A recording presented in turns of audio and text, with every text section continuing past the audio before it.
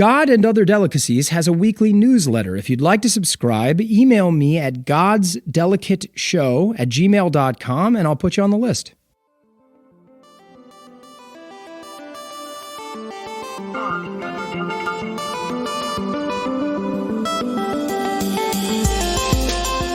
Hello, everyone. Welcome to God and Other Delicacies. I'm Nicholas D'Augusto. Thanks a lot for being here. I have another wonderful guest on tap today. Chat ahead, God a part of it. Let's do it. Today, I have the privilege of welcoming Kate VanDevender to the show. Kate is a television writer, actor, and producer. She's been a staff writer on CBS's Friends with Better Lives.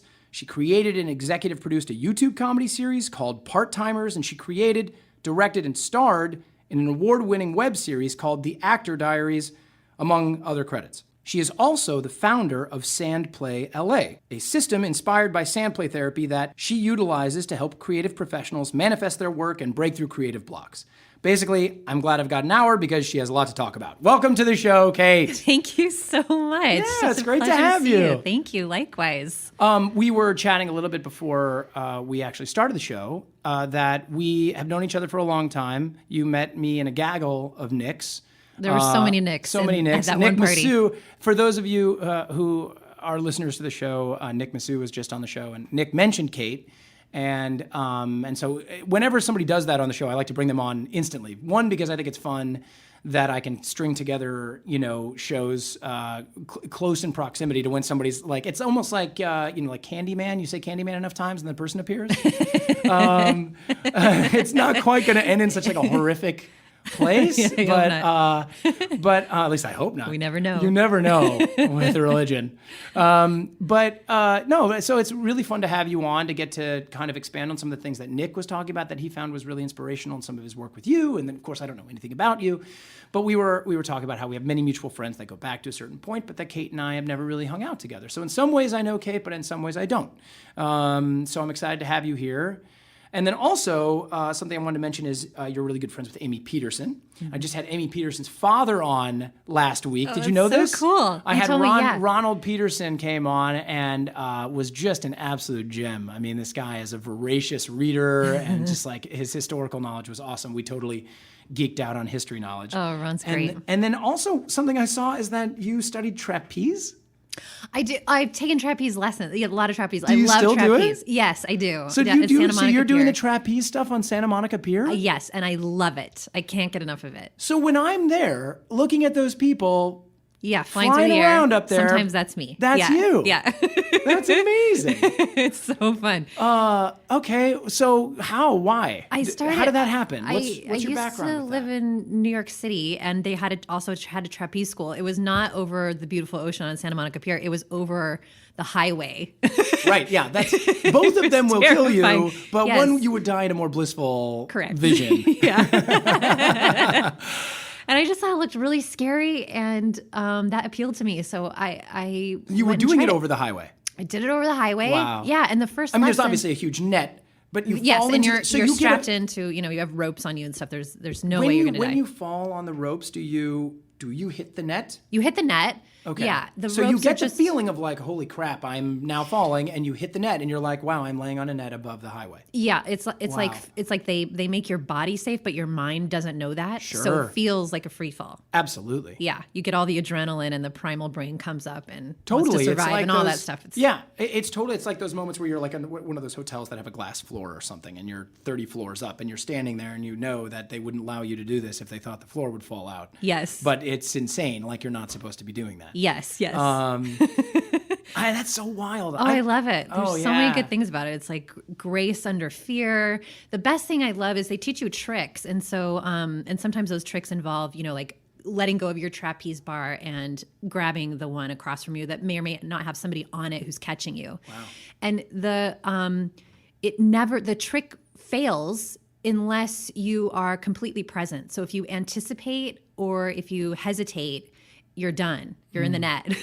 And so it's like it really forces you under fear conditions to be hyper present, which I love. That's really cool. So you're saying that when you say that it would fail if you're not in the present, what you mean is if you're just not responding impulse response and seeing what's in front of you, if if you're trying to predict ahead of you, you will leave the previous bar in a wonky way, or well, it's all rhythm based. So the two bars swing toward each other at the end. You have to let go at the exact right moment at the height of your bar and the height of the other bar. And if you're not in rhythm with the swing, then you'll miss the person's hand. You like reach for someone to catch you and they won't. Right. They'll be in the wrong place in the air. Wow. Yeah. That's wonderful. It's such a thrill. I've been doing Pilates. So I like Pilates, but I don't fall a lot. I'm already on the ground when I it's like start. Pilates off a cliff. Okay, it's cool. That. It's like that. I'm a little scared of heights. Kate, that is awesome. It's really thrilling. And I kind of want to do it. Come try. Yeah, come try. Do they let Oh, yeah, you newbies can just sign up. Sign up and then you just go up and you just like swing a little bit? Yeah. Yeah. Wow. That's wild. You're on. Okay. Thanks. For $45, you can come here and swing. Kate VanDevender. Okay. So, Kate, I open up with the biggest hitting question right away. What did you have for breakfast this morning? I had a breakfast wrap that I have been thinking about for 3 days, and I'm so happy. Wow. It happens to be at a cafe that's right near where we're recording, so I was like, ugh. Oh, great. Yes. You knew that it was going to be a universal. You're like, I'm saving that. Yes, I love this breakfast wrap. I used to have an office right across the street, so I used to have it all the time. Oh, great. I've been missing it, so thank you. Where is it? What restaurant? Break Room Cafe. I don't know this. It's right on Cahuenga and Barham. What's in it? What makes it so They have wonderful? a special sauce. It's eggs and bacon and tomatoes and black beans, and then they have a special. I don't know what's in the sauce. It looks like Thousand Island dressing. I'm sure it's not, but that's the color of it. And and then they wrap it in a spinach tortilla and they grill it so it's crispy. It is so good. Well, that makes me very happy. And now I have to Break Room Cafe. Yeah. All right. Well, Break Room Cafe, you got to plug. How and when were you introduced to the idea of God in your life? Oh, I grew up in a Methodist church, so my family went to church and Sunday school every Sunday. When you say grew up in the Methodist church, like were you walking distance from the church? Oh, no, I just mean we went there regularly every Sunday and then Wednesdays for youth events or whatever. Yeah. And then my parents came from Baptist backgrounds, so it's... Wow, so very Christian. So, very Christian. Where are you at in the country? We're in Albuquerque, New Mexico. Okay. Yeah. Oh, wow, cool. Yeah. And so they grew up Baptist. They grew up Baptist, but my parents they come from academia and science backgrounds, so they're intellectuals. So it was like we went to church every Sunday, but they're liberal progressive. So it's like they were like, don't turn your brain off when you're listening to these sermons. Like it was always kind of an intellectual exercise. Like, what do you think about that? And does that make sense to you? And it's okay if it doesn't. And, they weren't really pushers of religion necessarily. They were more like, let's just introduce our kids to, some bigger ideas and then encourage them to actually like investigate it intellectually. But weirdly, it was not investigated emotionally. I never felt like, now I have a very open spiritual connection that feels very emotional and personal and spiritual. Whereas when I grew up, it was pretty much all intellectual and maybe a little political. Yeah, that's fascinating. So do you think? So the first question I have is, what was your grandparents like? Their point of view on religion, and does that influence why your parents felt compelled to bring you to a Baptist or to bring you to, I guess, a Methodist church? I think so. I mean, they grew up in the South, so my dad's family is from Mississippi and my mom's family is from North Carolina. So, do you get the sense that did you know your grandparents well? Yeah. Did you get the sense that they're very religious? They're culturally religious. Like no one, my grandmother gave me one of my grandmothers she gave me a Bible, and she grew up on a farm during the Depression. So I think religion was really something that felt like survival for them. But she wasn't like, you're going to go to hell if you do this. A lot of it was just the culture of being Southern. It's just kind of what you do. It's where your friends are.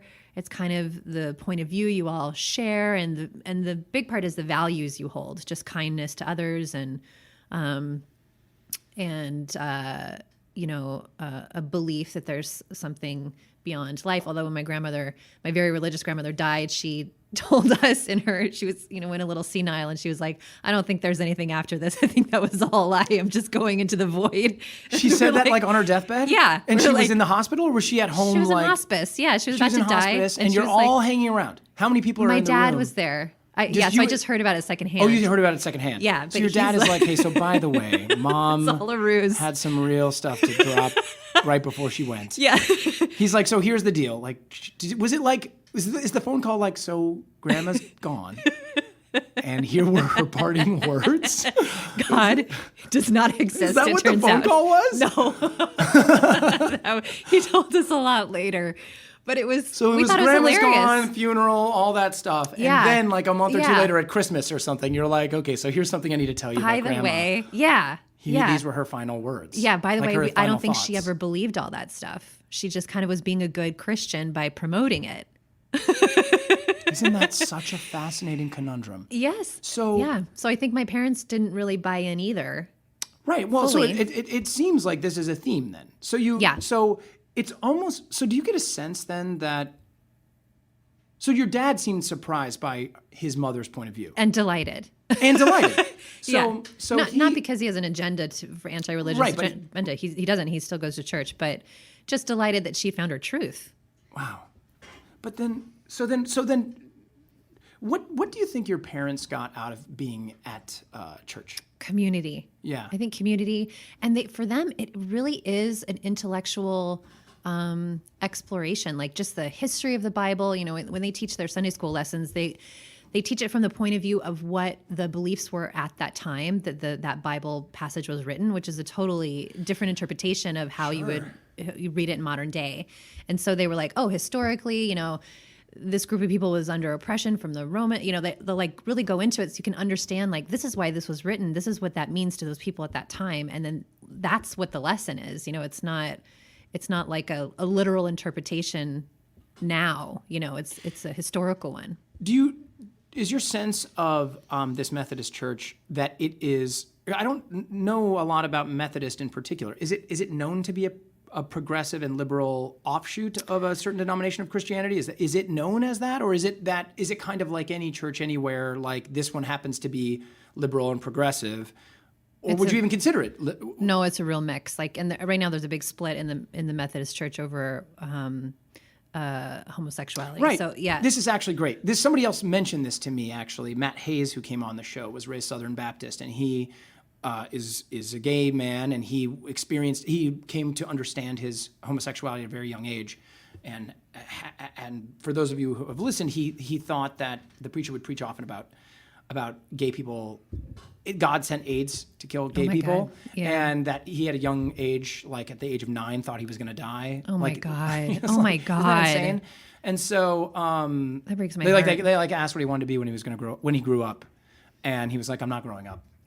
I'm going to die of AIDS." Oh my God! It's like he tells an amazing story, and so he mentioned in that interview that I think this information had just broken. Like they had just voted that the church was not going to support homosexuality. Like it's one of those things like, we'll welcome you as a Christian, but we can't, condone your behavior. So that's what's happening, right? That's what's happening. That's the schism inside the Methodist church now. And some are choosing to go ahead. Apparently the homophobes were mostly, this is what I understand, coming from non-American, so foreign Methodist churches were the bigger vote, and so a more immigrant sort of, whatever. No, it's a worldwide organization. Oh, I see what you're saying. Yeah, so I see. Right, so they as progressive. Have a larger influence on the Methodist churches.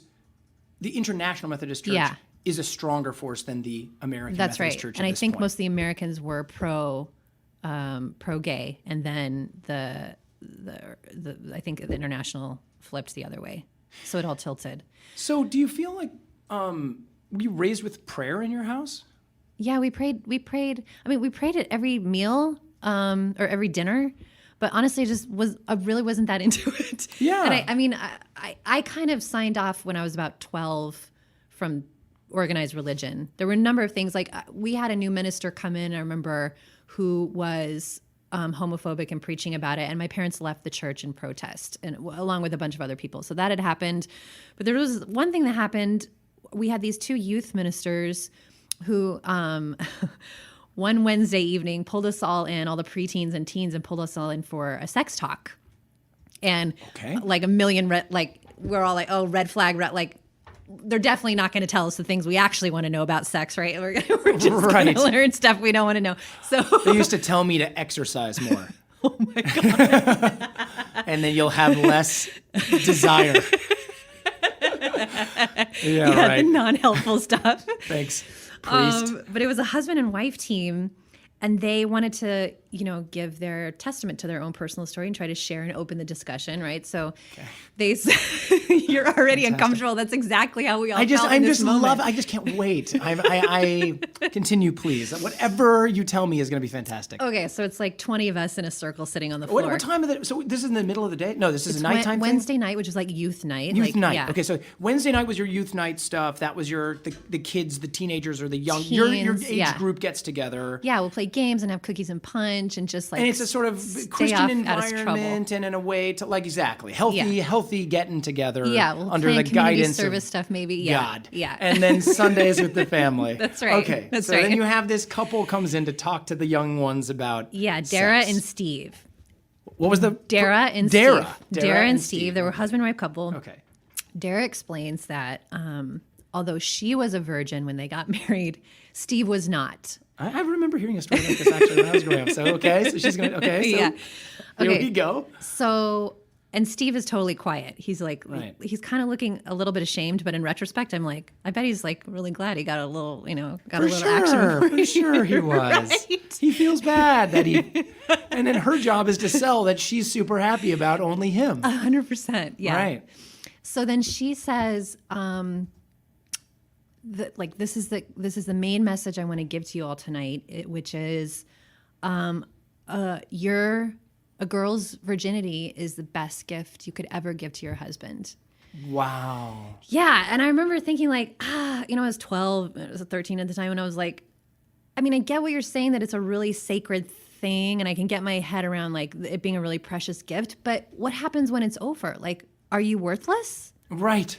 Is Did that you get to it? ask that question? No, I couldn't. Right. I was not going to ask questions in that circumstance. Good call. I don't know. But no, it's a great question. Keep your eyes down and try to get through it. It's a fantastic question, though. Is that I want you to continue this story, but my question is, if you want to fold this into what you're saying, is that do you feel is that something that a woman is raised with, a sort of sense of once your virginity is gone? Yeah, I think so. I think that really articulated, a bigger cultural and certainly backed by a religion often perspective. Yeah, and it was terrible. And I that was the moment that I was like, this is not for me. I can feel my own worth, and it's not wrapped around my virginity, certainly. Wow. And I unsubscribe immediately. And that was the last time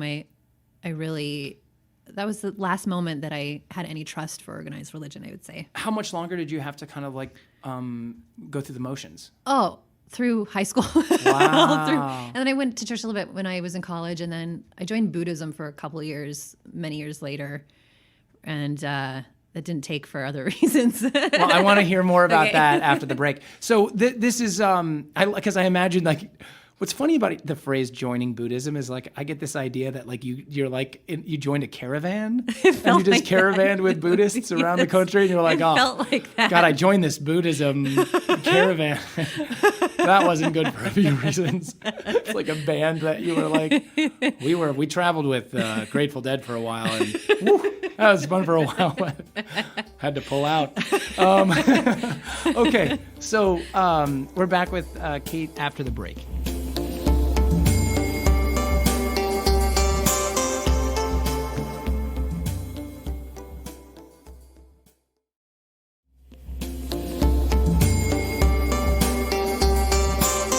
Okay, everybody, we're back with Kate VanDevender, and she is just about to talk about how she played music in a Buddhist caravan for a couple of years.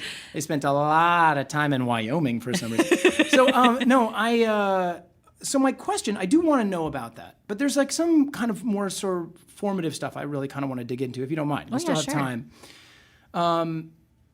So when you have this discovery, this woman, Dara, is trying to kind of, she's obviously trying to validate her choices by instilling this stuff in so these vulnerable. young women. Yeah, I certainly don't. And it's certainly vulnerable, right? Her. Yeah, it's open, it's intimate, it's you see it as not the road you want to travel down. Right, but she's definitely just trying to keep us safe. I get it. Yeah.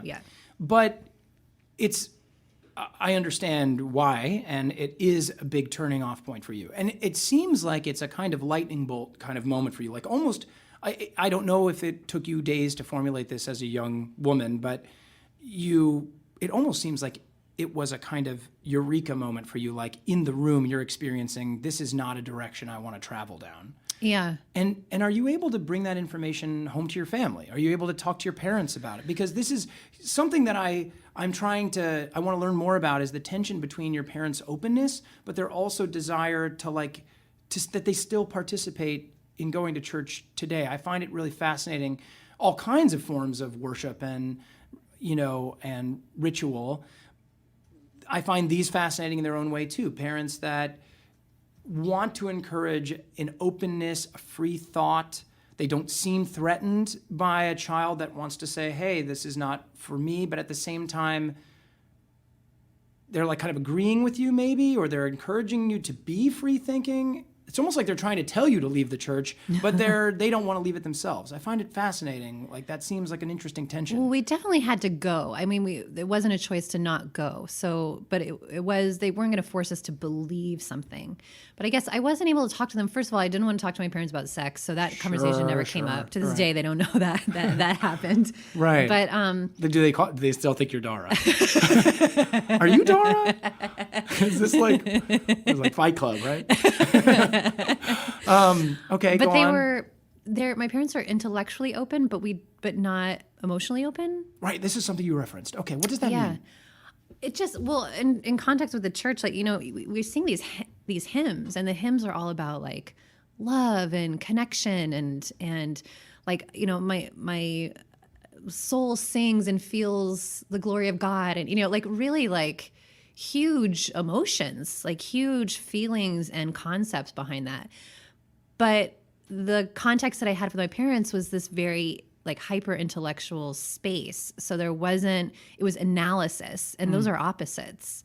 So I had a lot of confusion about what, if I was looking at the hymnal as a guide, this is what it's supposed to feel like, but I can't personally feel that. And I don't think my parents are feeling that either, from what I can tell, because nobody's talking about it. Yeah. Then there was a huge disconnect. It just felt like the religion wasn't reaching me in the way that it claimed to be able to for whatever reason. And so I And you don't think it reached your parents in that way either? I can't speak for them, but I can't speak for them, but I don't think so. Or whatever your sense is of their experience, it's definitely not the spiritual emotional resonance that you've come to understand about. That's right. I really don't know what my parents' spirituality is. Yeah. I know what their intellectual beliefs are and their value system is, but I have no idea.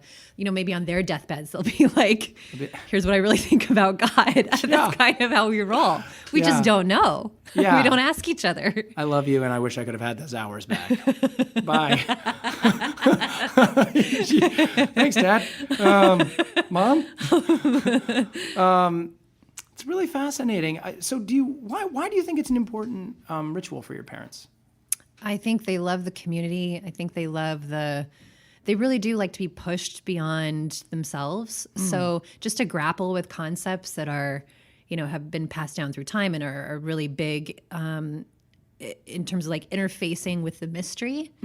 They really like that. My dad's a physicist, so is always thinking about the universe and things beyond, and so all that stuff is really juicy for them.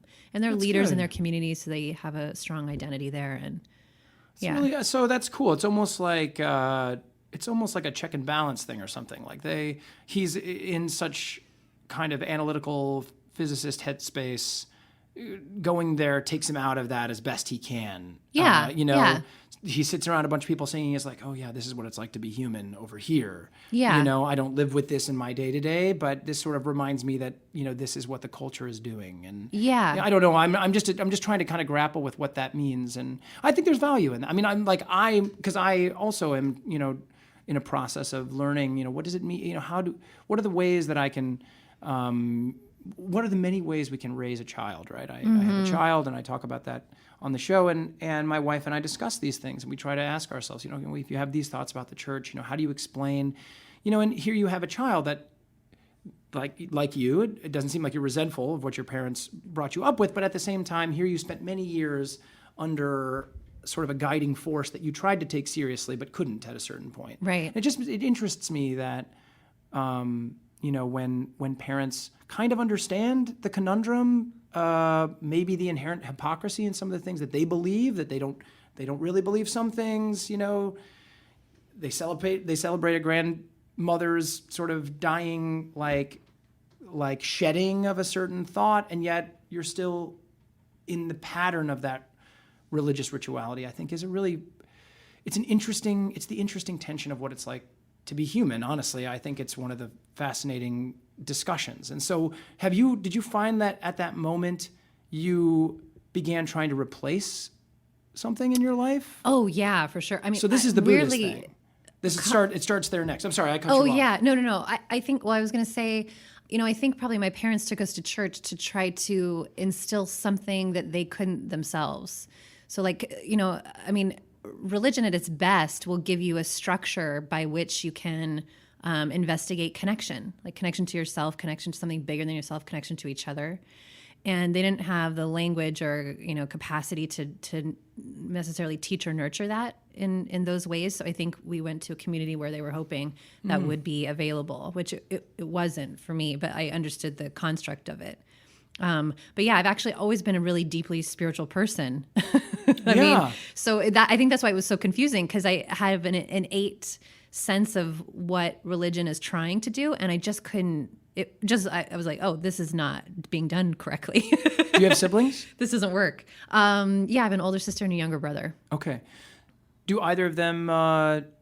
Do you share kinship with them about this type of thing, or do either of them identify as Christian still today? My sister goes to church. I don't know if she would identify as Christian. I think she also just wants to expose her kids to good values.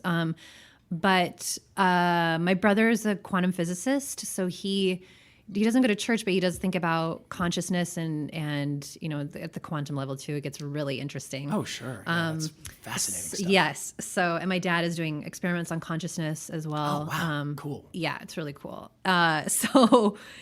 So we have this whole intuitive side to our family that weirdly doesn't mix with religion, but it is really spiritual actually. But my dad and my brother kind of my brother not so much. My dad's trying to define it in a scientific way, and then my brother, I think he just is an exploratory person like myself in general.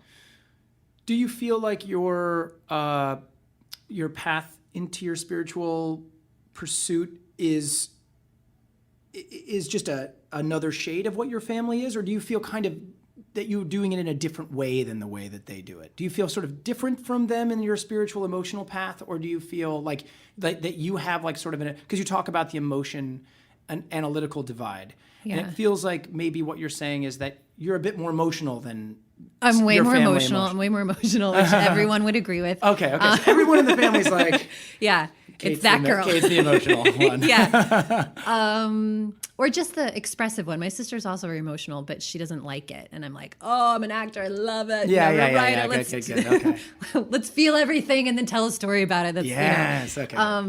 I would say it's not necessarily that I'm different, but I think my intuition and my expression of it is turned up to an 11, whereas my family's is like a 0.5. Oh, wow. That is such a disparity. It really is.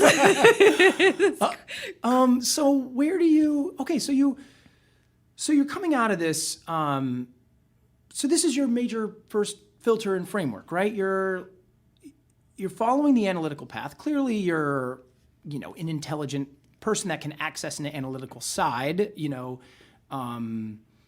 something that we talked about that I didn't introduce about you, but you are big time into computers and like you're sort of tech savvy in a way that's surprising for actors. Big geek, and so you clearly are balancing a kind of analytical and emotional strengths, which I would say is rare in the people that I meet in the business. Some people do have it, but that seems like a diverse set of talents, which is cool. And so but at the same time, you're like seeing that you're clearly emotionally more resonant to this kind of subject than the rest of your family. And at an early age, the analytical side says, this church is really not for me. And so you start pursuing something else. And you said, when was this sort of Buddhist joke that we made a joke of it? Obviously, it was more serious Buddhism? At the time. I don't mean to. It was like when I first moved to LA, so it was like 10 years ago. Okay, so we're talking. So what happens in between? Like, okay, where did you went to Northwestern? I went to Northwestern, got a degree in acting, and did you finish at 22?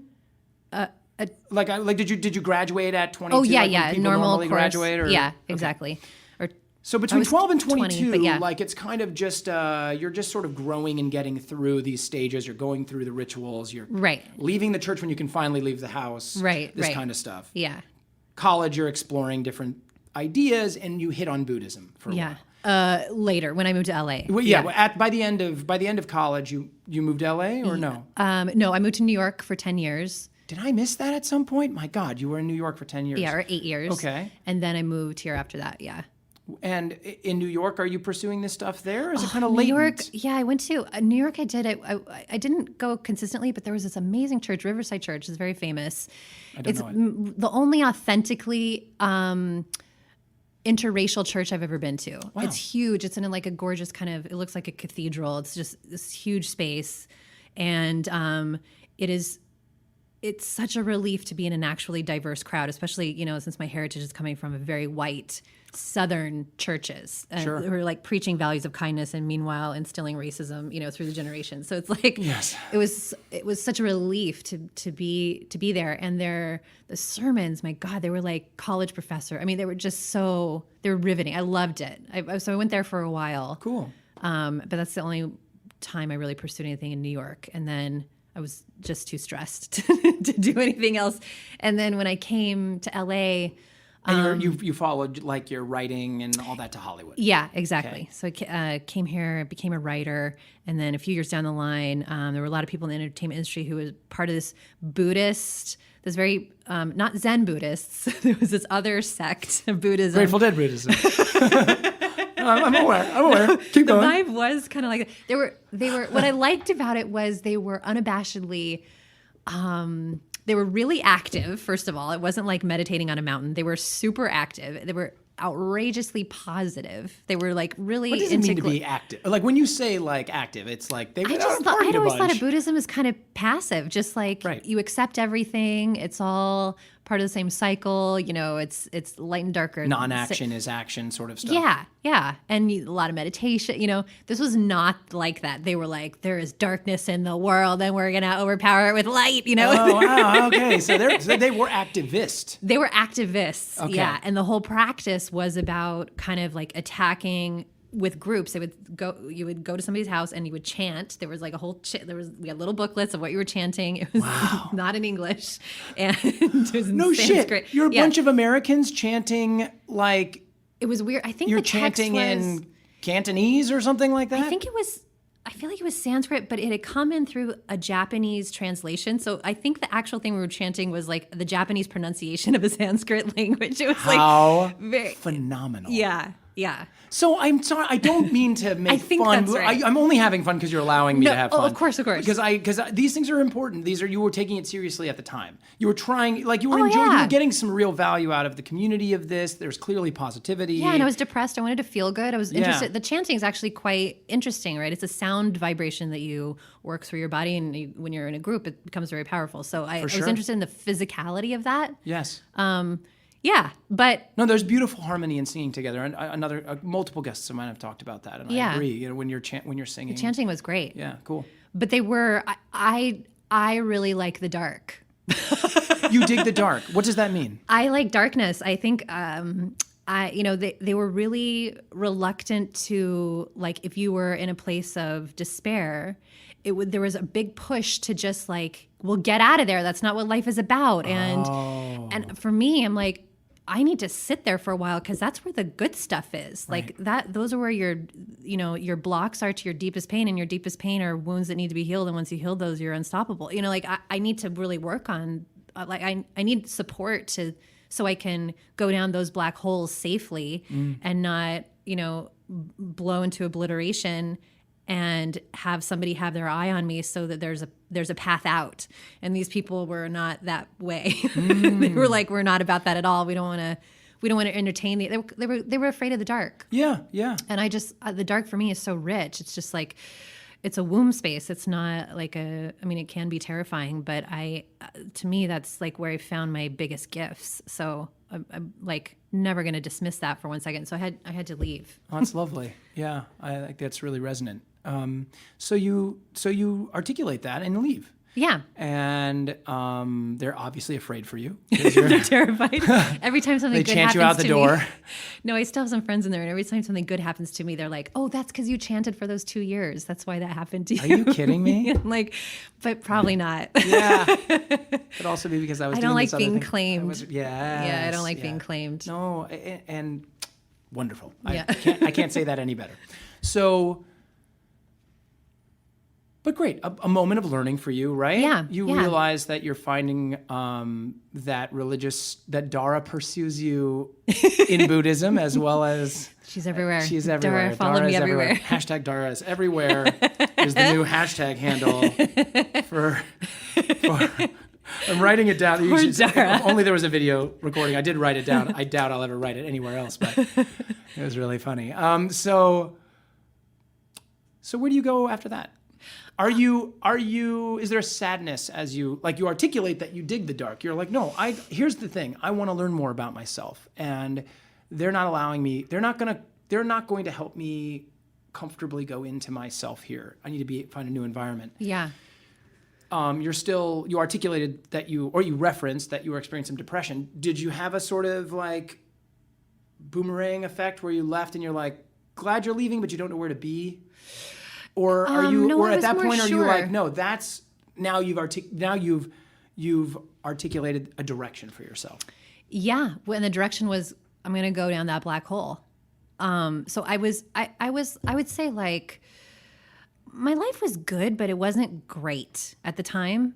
Like if you looked at it on paper, it was like, oh, she's done some things, and she's done pretty well, and blah blah blah. But it didn't feel extraordinary to me, and do you mind if we ask again where you are? You're about like 33, 34 or something like that in this range, or early 30s. I'm not going to make age happen all the whole time, but I'm just trying to, because I think it's important mid-30s, I would say. Yeah. One of the things I like about this is that for me, and again, I hope the listeners, if they're listening to this show, they're liking what I like. And what I like is how I've also gone through these journeys of trying to discover myself. And sometimes I find that I want to know knowledge sooner. And,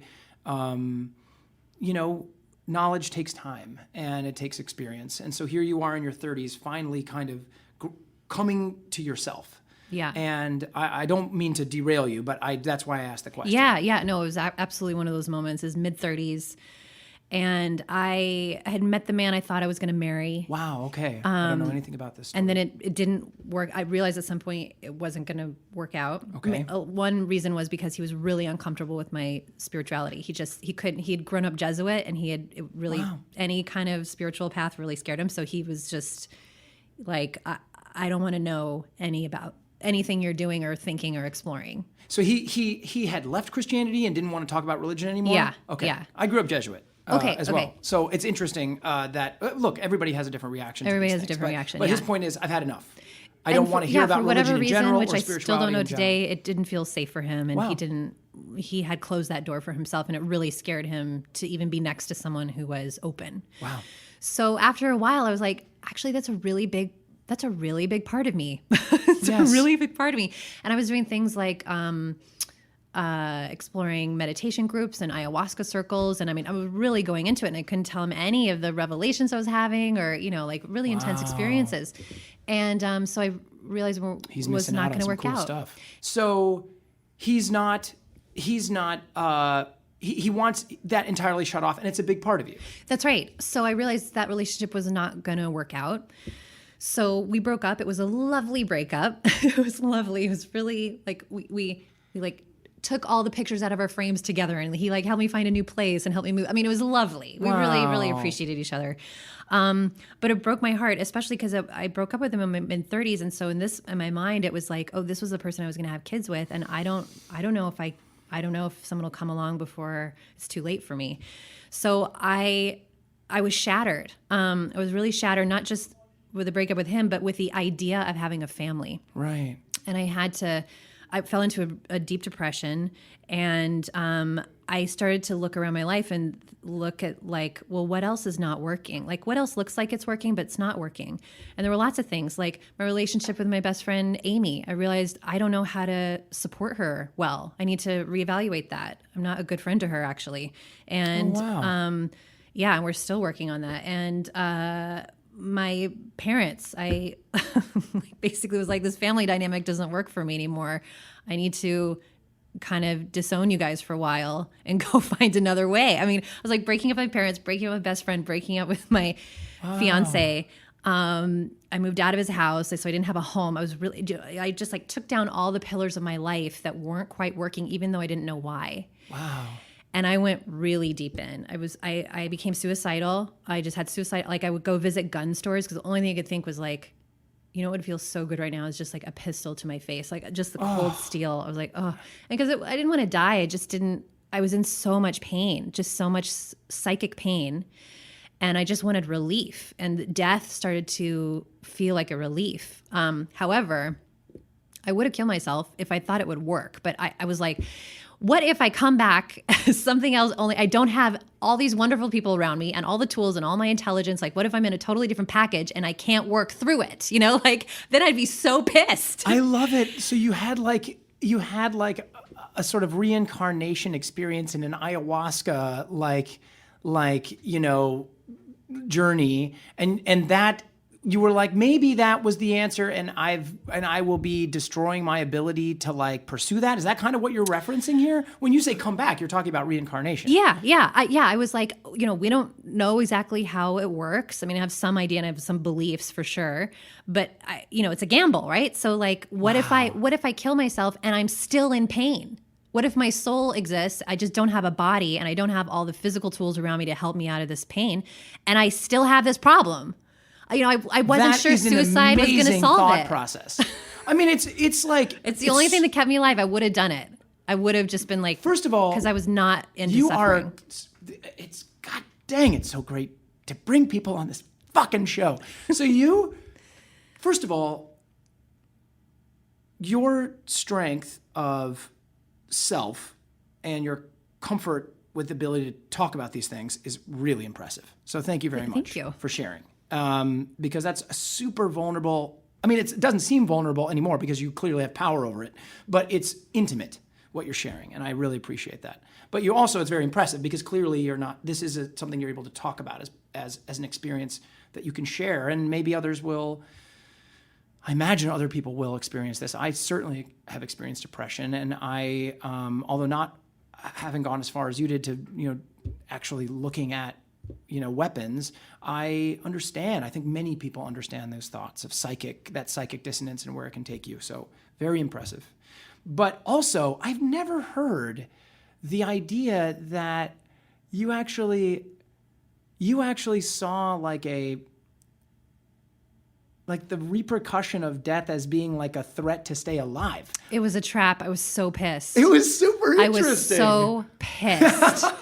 Because the only way out is not a way out. In fact, it could be worse. What a fascinating, and not worse because of like what would have happened to those around you that loved you or whatever. Oh yeah, no, I was like, they'll get over it. You would have experienced even more psychic punishment. Yeah, that it wasn't going to work. I really like solutions, and that was not one. I find this absolutely stunning. Okay, so how do you make that? How do you navigate that? Yeah. It turned into something quite beautiful, actually. So I had a friend who had worked a lot. She's a therapist, worked a lot with people in this state, and she said, "Okay, you're in a black hole, and you're too far down to climb back out. The gravitational pull is you're too contracted." So she goes, "The only thing to do is you have to go through." And a black hole, so I was like thinking of a black hole. A black hole is like, it's got this cone shape, like it's a torus. It like goes down to this point where you're crushed. But then on the other end, the point starts opening up on a reverse cone, like a reverse torus, right? Right. So I was right at this apex. And like to me, it was like, oh, your identity has to be obliterated in order for this to go forward. So it was a lot of just kind of hanging in there from a day-to-day basis. But what ended up happening was I had a huge artistic breakthrough that saved my life, and I built a business around it. Okay. That feels like exactly the place to take a breather. We'll be back with the final segment with Kate here after the break.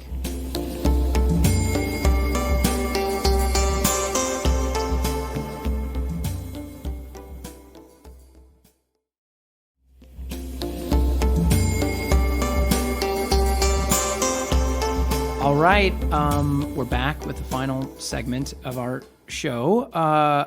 And Kate was just talking about how all of this really, this kind of beautiful imagery of the black hole and being crushed at the apex point. Mm-hmm.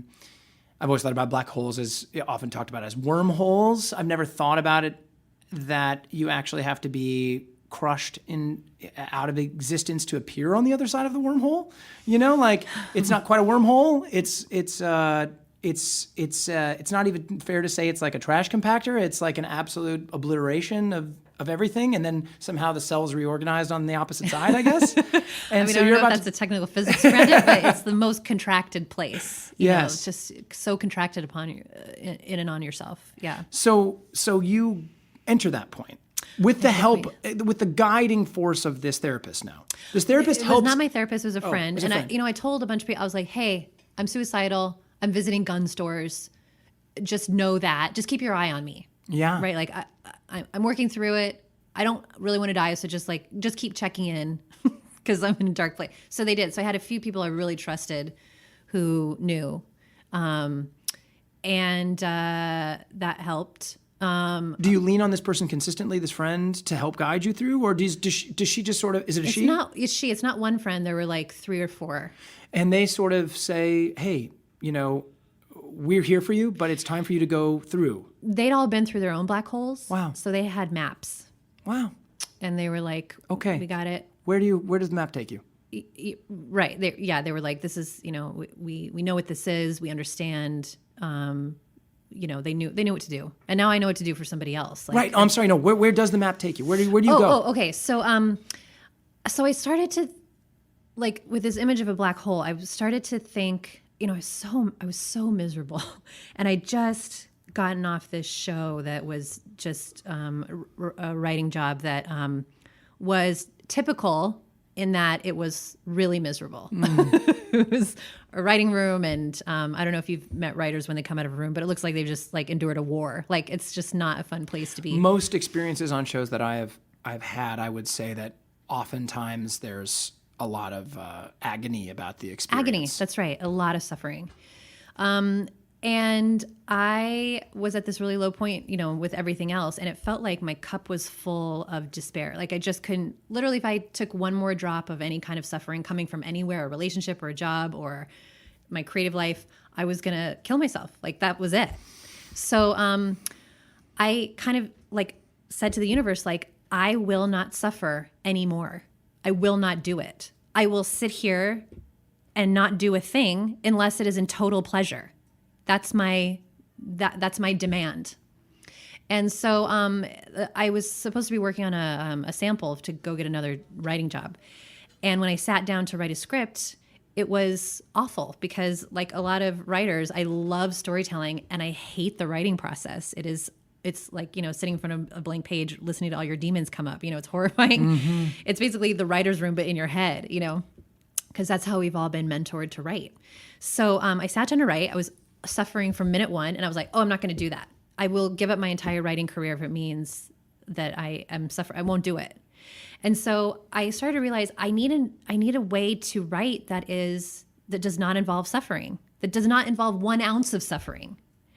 And I knew this was possible because, like we've all experienced this in certain fleeting moments when you're like really in the zone and like the information just comes through and you're like, oh, that feels so good and it feels so clear and I love this idea. And you're just like watching it come through your fingertips and you feel like you're connected to something divine.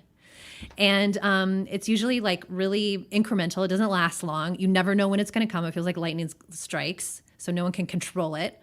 But I knew it was possible, right? So I started to think about the creative process as a whole, and I realized that there was so much broken about the way we do the creative process in this industry. And a lot of it is because when you're in a writer's room, there's a lot of money behind you, and there's a lot of fear going around, and it brings people's worst versions of themselves out.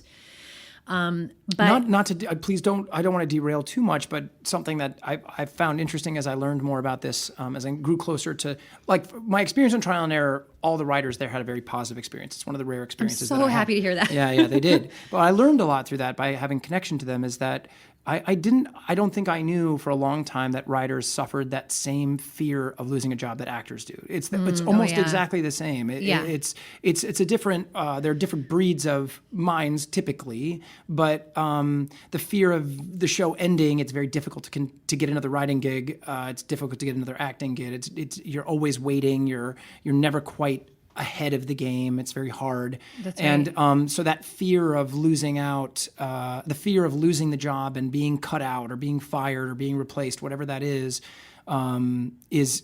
just as potent for writers as it is for actors. And so that space is everywhere in this business. It's everywhere. Yeah, it's pervasive. Yeah. I started to look, I saw this map of what a human being was. And it was like a circle divided into 4 quadrants. And it was like, a human is heart, body, mind, spirit, right? 4 things together. And I started to fixate on this idea of like, I would love to write from my whole humanity.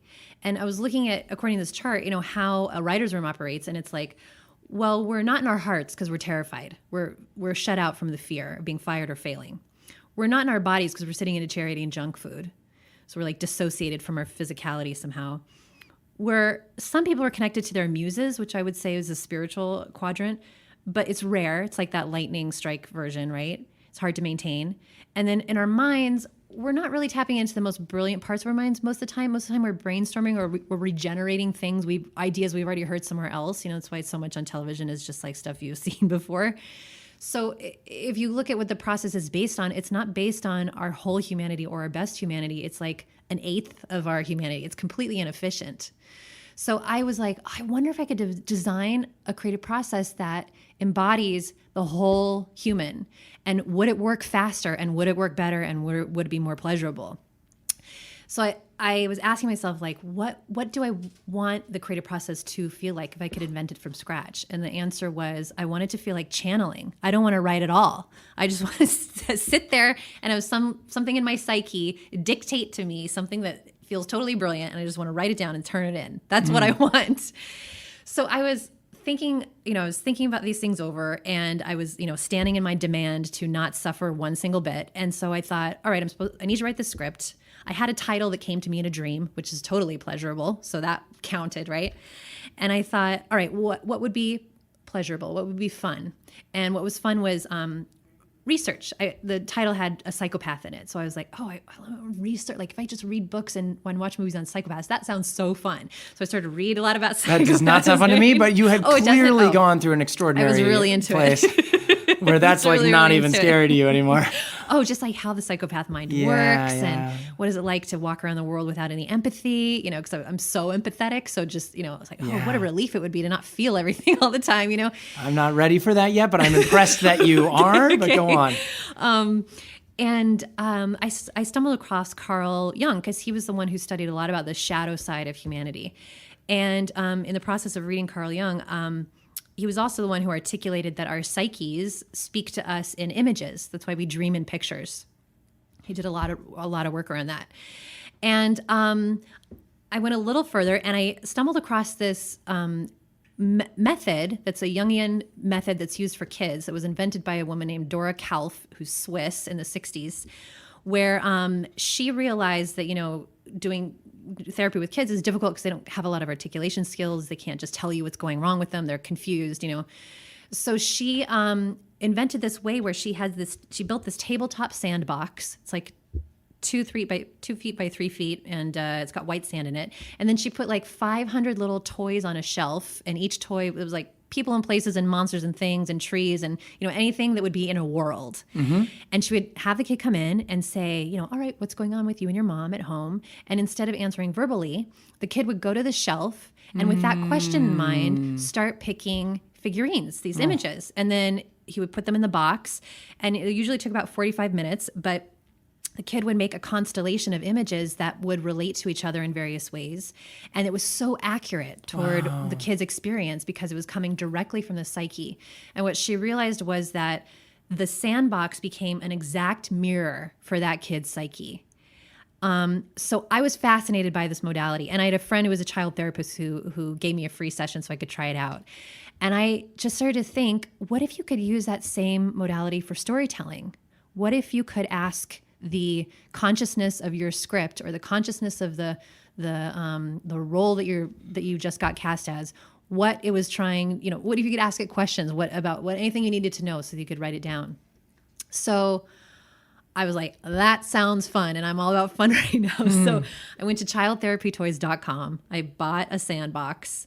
I didn't have enough money to like buy all these toys, but I printed out images and I laminated them and put Velcro on the back, and then I made a Velcro wall. So there were like 500 different images of all kinds of things. And my images were, you know, there were sexual images and religious things you wouldn't find in a kid's toolbox necessarily.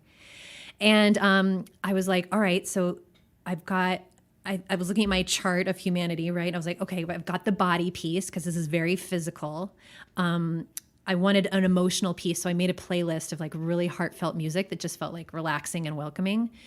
And then the spiritual piece was the connection to the psyche. And then in this modality, it's interesting. What happens to your mind is it flips. Usually, like when you're brainstorming ideas, you're in a generative state. You're in an active state. You're like throwing out ideas, trying to come up with them. But this switched to a receptive state. So you're actually like your brain is watching what your hands and heart are feeling. And I got it all set up, and sure enough, it worked like magic. Wow. It worked like magic, yeah. It worked so well. Who did you test it first with? With my own script. So I went through all the tenets of storytelling that I had this title. Like you did the Sandplay with yourself? Yeah. So I had the title that came to me in a dream. Wow. And my first question was like, all right, what is this show about? Because I had no idea. Wow. And I turned on the playlist and I was like, I don't know if this is going to work. And like lightning, it was like just like that feeling of being in the zone. And I got the themes for 4 seasons downloaded in 45 minutes, which normally would have taken me 3 months at least. Wow. It was so fast. And there were like 50 images, and they were all related to each other, and they were all communicating to me things that meant something. And I got characters. So I did this for like 10 weeks. And each week I did a different question, like, what are the characters? Who are the characters? What is the world? What's the tone? Like things you would normally be doing anyway, but I just downloaded them instead of, quote unquote, created them. Wow. And I turned in this script, and my agents were like, this is the best thing you've ever written. Where did this come from? And I was like, it came from magic. Yeah, so I'm really glad it worked, because I needed to work professionally as well as just being. When was this? How many years ago now? This is or 3 was years it recently? ago. This is 3 years ago. And it worked so well. My friends who were also in creative crisis, came over, even if it was like an actor who was blocked, who just got cast in a role that they had no idea, they were terrified of. Right. They would come in, do a Sandplay. Sometimes they would do a Sandplay around the block. And it worked for everyone. It wasn't just me. Yeah, people were leaving my house in tears. Wow. And so eventually I opened this business, Sandplay LA, and now I have groups, and I'm having people from Silicon Valley come in, like founders, I have producers and directors, and creative directors. It's phenomenal. It's phenomenal. It's like being in the zone on command. Yeah, that's really cool. Yeah. And you're still writing. Oh yeah, I'm writing 5 projects. Yeah. No, it's writing it done. Yeah. And it's so neat, because in brainstorming you throw out a bunch of random ideas and try to connect them, but this is really different. It's actually like downloading a single stream of consciousness, and there's no junk. Everything is related, so there's no waste. It's extremely efficient. Well, I wish I could talk to you for another hour about Sandplay, but I also am so glad that I got to hear everything about what brought you to Sandplay. So maybe I'll bring you back. Now now I'm saying this twice in a row. Got all these guests I'm bringing back. Kate, this was a beautiful story. And Sandplay sounds fascinating. You may get a call from me at some point. Anytime. Come play. It's so I would fun. love to do that. That sounds absolutely beautiful. I mean, obviously, Nick had already told me that he had such a magnificent experience, which is what he referenced you and why you're here in front of me now. But obviously, it doesn't take a super insightful person to see that you have a very impressive story, and that it's very cool that you came in to share it, and it has an amazing, it has such an optimistic outcome through difficulty, and very impressed. Very impressed. Thank you so much. Yeah. It's been a pleasure talking about it. I'm thank such you a so nerd much about for being. this stuff, so thank you. Oh man, I love it. One nerd knows another. All right, well, and goodbye to all, and thank you for listening. I'll see you next time.